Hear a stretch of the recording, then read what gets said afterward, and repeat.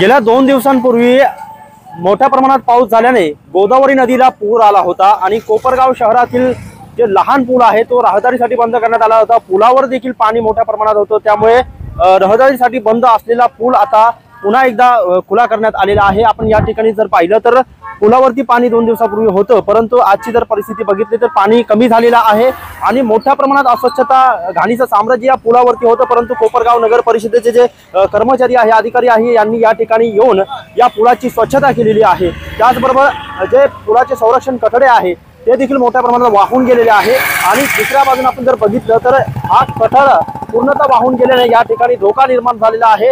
वाहतूक या ठिकाणी सुरू झालेली आहे, परंतु या पुलाला कठडा नसल्यामुळे या ठिकाणी जे आहे तर नागरिकांना धोका निर्माण झालेला आहे। एखादा वाहन थेट या ठिकाणी खाली पडू शकतो, त्यामुळे नगरपालिका प्रशासन असेल, पोलीस प्रशासन असेल, यांनी या ठिकाणी लक्ष देणं गरजेचं आहे आणि लवकरात लवकर या ठिकाणी बॅरिगेटिंग करणं आवश्यक आहे। कारण या ठिकाणी या पुलावरनं जे आहे तर विद्यार्थी, नागरिक, शेतकरी बंधू, वृद्ध हे सगळेच या पुलाचा वापर करत आहे। मोठ्या पुलावरती वाहतुकीची कोंडी झालेली आहे, त्यामुळे लहान पुलाचा वापर या नागरिकांना करावा लागत आहे आणि अशा परिस्थितीमध्ये या पुलाचे कठडे वाहून गेलेले आहेत, त्यामुळे जे नागरिकांना, वाहन चालकांना याचा धोका आहे। त्यामुळे ही सर्व परिस्थिती पाहता आता तरी नगरपालिका प्रशासन असेल किंवा पोलीस प्रशासन असेल यांनी तात्काळ या ठिकाणी बॅरिगेडिंग करणं आणि हे कठडे जे आहेत ते दुरुस्त करण्याची गरज निर्माण झालेली आहे।